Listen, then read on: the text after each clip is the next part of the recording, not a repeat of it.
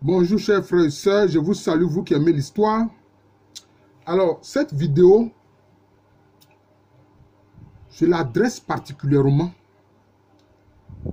aux étudiants en histoire qui se penchent sur l'histoire du peuplement.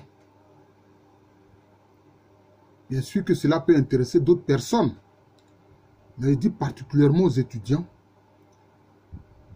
qui mènent des recherches sur l'histoire du peuplement. Ce que je veux dire, c'est que le nom en histoire est important. Le nom en histoire est important. Le nom, je peux dire, laisse des sillons à travers les péripéties de l'histoire, à travers les événements historiques. Donc je vais intituler cette vidéo sur les traces du nom en histoire. Sur les traces du nom en histoire. Souvent, quand des étudiants voient des noms qui sont semblables sur deux points géographiques différents, ils pensent que c'est le fruit du hasard. Non. Il faut mener des recherches pour vérifier. Parce que très souvent, ce n'est pas le fruit du hasard. Ce qui suit un peuple, c'est son nom. Ce qui suit un peuple, c'est son nom. Vous voyez? Qui a envie de se séparer du nom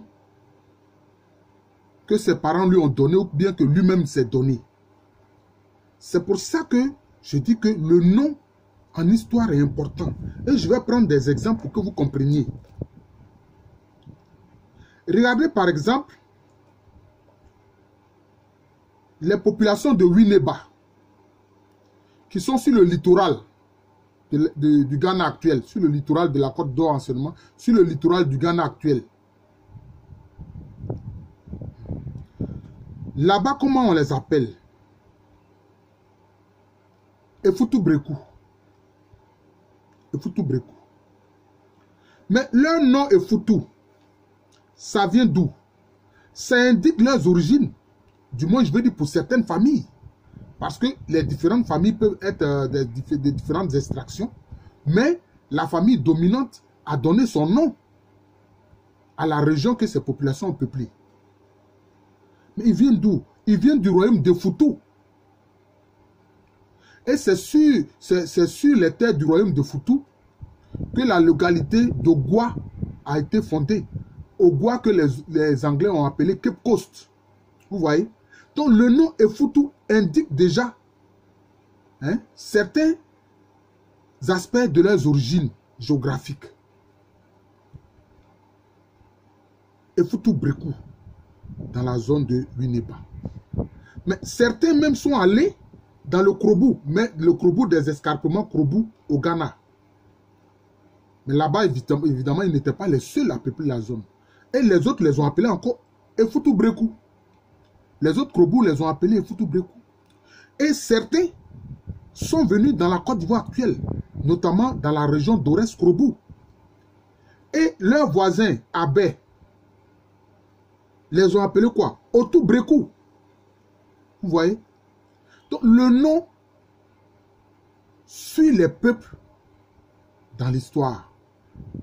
Même quand ils se séparent de, je peux dire, d'anciens parents, d'anciens compatriotes qu'ils ont perdu de vue. Et l'historien, par ses recoupements historiques, peut arriver à retrouver les traces. C'est très important. Je viens de prendre cet exemple, je vais prendre un autre. Regardez par exemple le cas des Gans d'Accra. Les Gans d'Accra, ce sont eux qui sont les, je peux dire, les naturels, les autochtones de la région d'Accra, qui est la capitale actuelle de la République du Ghana. D'ailleurs, anciennement, l'Accra actuelle, qui est la capitale de la République du Ghana, anciennement, c'était appelé Petit Accra. C'était appelé Petit Accra, notamment dans les sources écrites européennes. Et puis maintenant, le royaume des Gans, l'espace à l'intérieur des terres la capitale là-bas était appelée Great Accra, c'est-à-dire Grand Accra. Mais que les gars appelaient Ayawaso. Ce royaume a été détruit par l'Akwamu. Vous voyez? Détruit par l'Akwamu. Et cela a provoqué une grande dispersion des Gans. Alors, leur nom va prendre différentes articulations. Mais on retrouve toujours la racine Gan. On retrouve toujours la racine Gan. Et c'est ça qui est important. Vous comprenez? Alors, ces Gans d'Accra, certains sont allés à Néron, à la suite de la destruction de leur royaume, le royaume Gan. Là, ils ont pris le nom, quel nom? Ils ont pris les Gains, on appelle les Gains. Les Gains d'Anéron, qui se retrouvent sur les terres de la République actuelle du Togo. Certains sont venus dans l'actuelle Côte d'Ivoire. Ce sont ceux-là qui sont devenus les Baoulé-Ngué. Les Baoulé-Ngué, qui sont dans la région de Mbayakro. Mais il y a le clan Ngué qui est dans le pays à nord. Vous voyez? Dans le pays à nord de Pricro. D'ailleurs, certains Ngué des pays à nord de Pricro, certains sont venus s'installer dans le Ngatianou. Donc, c'est-à-dire chez les Agnis du Moronou. Mais ils gardent toujours le nom Ngué. Mais Ngué, ça fait référence à quoi? Au pluriel de Gan. C'est ça. Parce que dans les langues quoi, notamment très souvent, le préfixe N indique je peux dire le pluriel. Mais ce sont ces mêmes Gans-là qui, dans le pays Abed de la région d'Agoville, ont pris le nom de Ngadje. Ngadje. Simplement, le suffixe Dje veut dire enfant d'eux. Donc, Ngadje, ça dit les enfants d'un gant. Donc, des gants. Vous voyez? C'est cela. Et puis maintenant, ce même groupe-là, installé en pays Haché, là-bas, on les a appelés Nkadje. Nkadje. Là, vous voyez bien que le K est allophone du G. Au lieu de Ngadje, comme cela se dit dans la baie, c'est devenu Nkadje chez les Haché. Vous voyez? Et ce même groupe-là, certains se sont installés en pays ébriés. Ce sont les Akandje qui sont dans la zone de, je peux dire, d'Akwedo. Voilà, d'ailleurs, même les autres reconnaissent qu'ils sont les premiers à s'être installés dans cette zone d'Akwedo, les Akandje, le village d'Akandje, vous voyez. Et certains sont allés dans la forêt, je peux dire des territoires d'Ida. C'est ceux-là que là-bas on appelle Ega. Vous voyez toujours la racine Ga. Mais le E ici, c'est-à-dire le préfixe N n'est qu'une voyelle. Ega. Mais bien sûr, dans les Ga, bon, ils sont de différentes extractions. Voilà, ils sont de différentes extractions. Mais ils ont gardé pour certains le nom de Ga, Ega, dans la région de Guitry, dans le département de Divo, en Côte d'Ivoire actuelle. Maintenant, il y a certains qui sont remontés vers le nord. Certains sont remontés vers le nord. Oui, certains sont remontés vers le nord. Jusque dans la région du sud-est du Burkina actuel.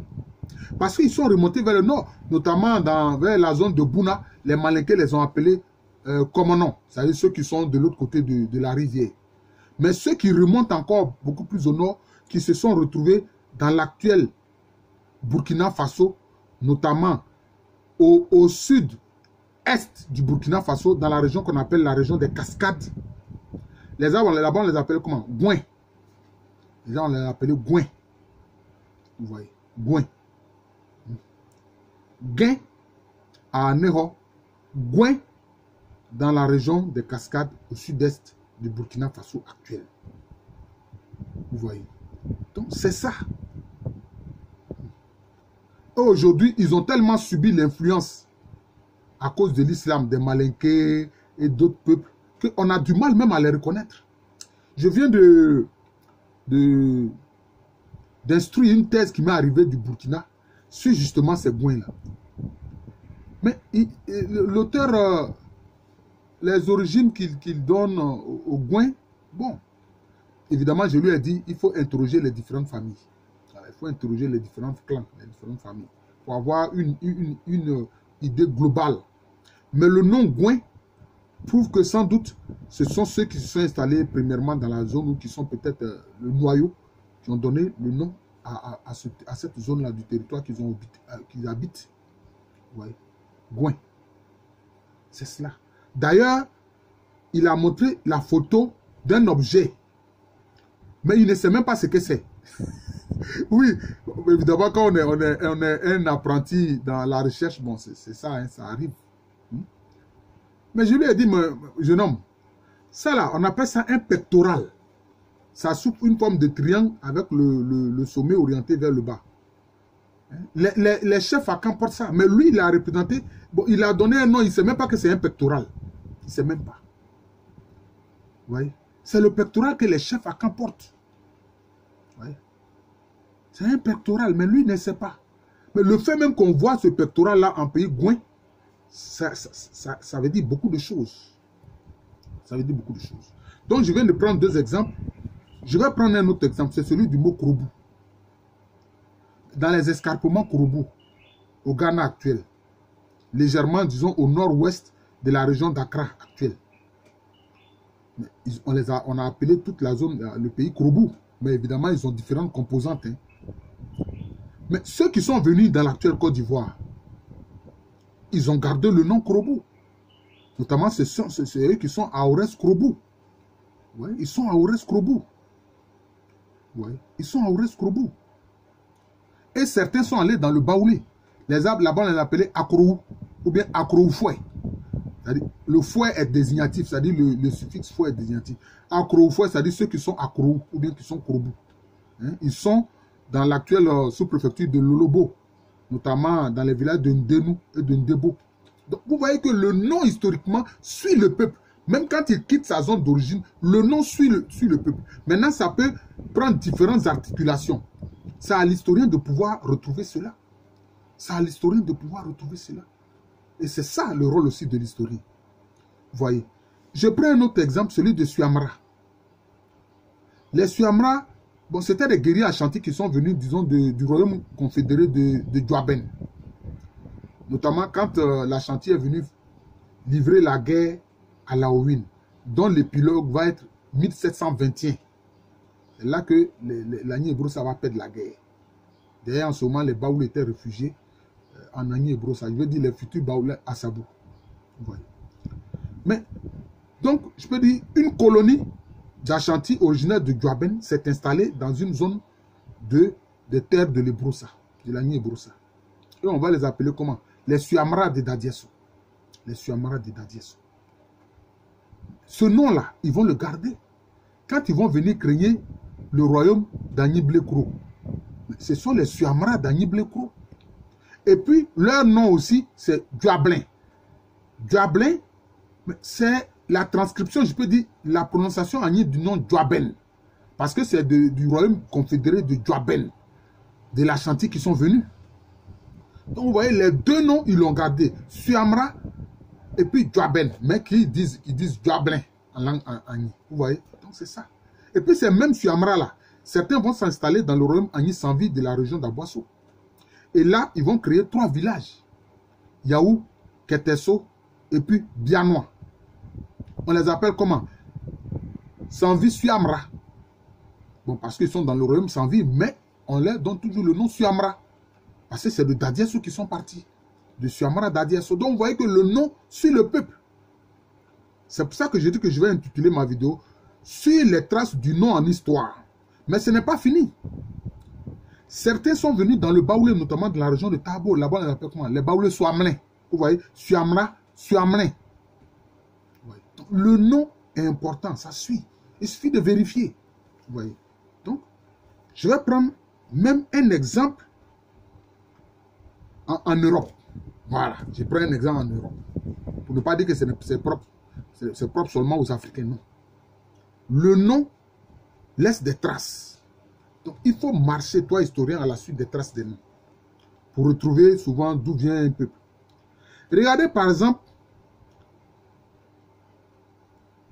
des peuples celtes, des Celtes. Certains se sont installés au nord de l'Espagne actuelle.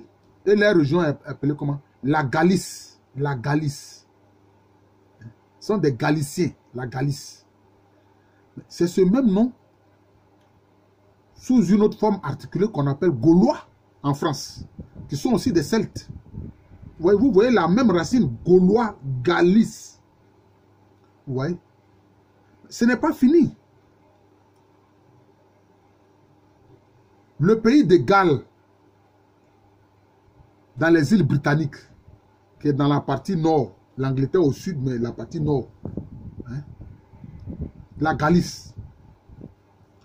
Pardon, le pays de Galles. Le pays de Galles. Hein? D'ailleurs, souvent, l'héritier au trône ou bien à la couronne d'Angleterre est appelé prince de Galles. Hein? Le prince Charles, son titre, c'est prince de Galles. Le pays de Galles, vous voyez toujours la même racine, Galles, Galice, Gaulois. Vous voyez? Et puis quand vous regardez les lettres de Paul, l'apôtre Paul, vous voyez, sa lettre aux Galates, Galates. Ceux-là aussi, c'était des Celtes, Galates, mais qui sont venus s'installer, je peux dire, non loin de la mer Noire. Non loin de la mer Noire. Vous voyez encore Galates, Galles, Galice, Gaulois. La même racine, le même peuple. Vous voyez. Il faut suivre les traces. Regardez par exemple, le cas aussi des Bétibés. C'est-à-dire des Eoutilés, ce qu'on appelle ordinairement les Eoutilés. Par exemple, Bétibé. Le village qui crée Bétimonon. Et quand il s'installe dans la zone qui va être appelée Vitré, c'est Bétimonon. Maintenant, certains vont aller à Biétry. Vous voyez, Biétry, le quartier de Biétry, dans la commune de Port-Boué, je crois. Je crois que c'est dans la commune de Port-Boué. Vous voyez. Là-bas, le nom réel du village, c'est quoi? C'est Abeti. Abeti. Vous voyez, toujours la racine B, Abeti. C'est-à-dire le village des Bétibé. Vous voyez. D'ailleurs, c'est eux qui ont donné le nom, leur nom, parce qu'ils ont été parmi les premiers groupes à s'installer en pays Abel-Lagunaire de la région d'Agboville. C'est pour ça que le pays Abel a pris le nom de Abel. C'est à cause d'eux, mais évidemment, il y a la région, le pays Abel est peuplé de populations aux origines diverses. J'ai fait une vidéo là-dessus sur le peuplement Abel-Lagunaire que vous pouvez regarder. Vous voyez. Même les classes d'âge, la façon dont les Hébriers, les Tchamans l'ont appelé, Abé Passa. Abé Passa. Vous voyez le nom encore Abé, qui vient de Bétibé, parce que c'est eux qui sont à l'origine de cette institution des classes d'âge. Je multiplie les exemples. Il y en a tellement. Regardez par exemple les Aladjans. Après, nous n'avons plus le nom de Aladjan, c'est-à-dire N'Ladjabo.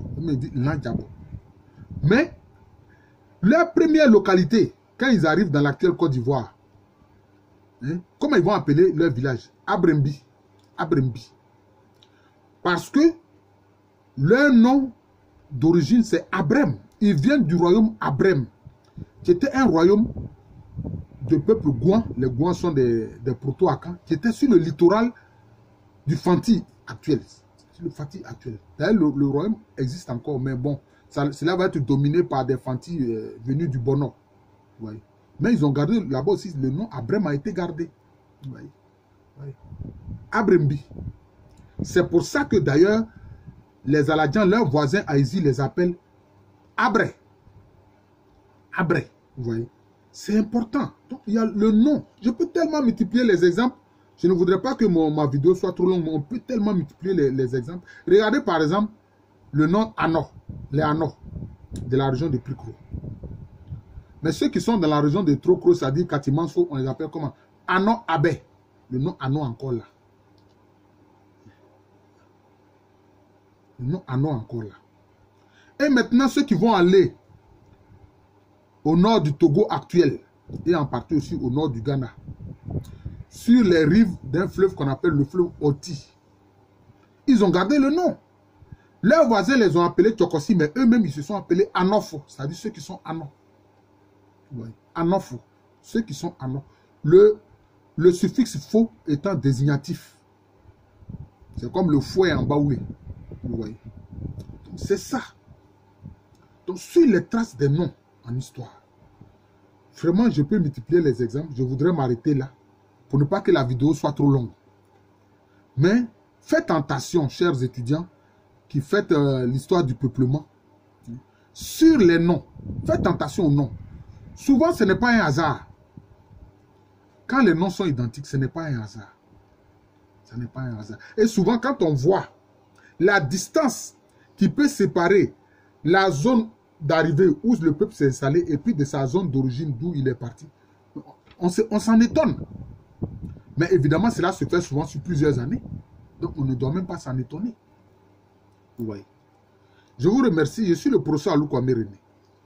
Alors, une telle vidéo pour mes étudiants, j'aurais aimé vraiment que ce soit sur ma chaîne YouTube, professeur Alou Kwame René. Suspendu pour 90 jours parce que j'ai dit des vérités. Par YouTube. Mais je vais poster ça sur ma chaîne spirituelle, Jean de l'amour de Jésus. Mais si vous voulez la voir, allez-y sur la playlist. La playlist de ma chaîne, professeur Alou Kwame René. Vous trouverez la chaîne là-bas. Sur la playlist. Et puis bon, je vais poster ça aussi sur Facebook pour que les étudiants qui sont sur Facebook et qui regardent mes posts sur Facebook puissent avoir accès à cette vidéo. Je vous remercie. Donc, comme je l'ai dit, je suis le professeur Alou Kwame René. J'enseigne au département d'histoire de l'université Félix Houphouët-Boigny. Une université qui est à Abidjan dans le quartier de Cocody. C'est en Côte d'Ivoire, un pays situé en Afrique de l'Ouest.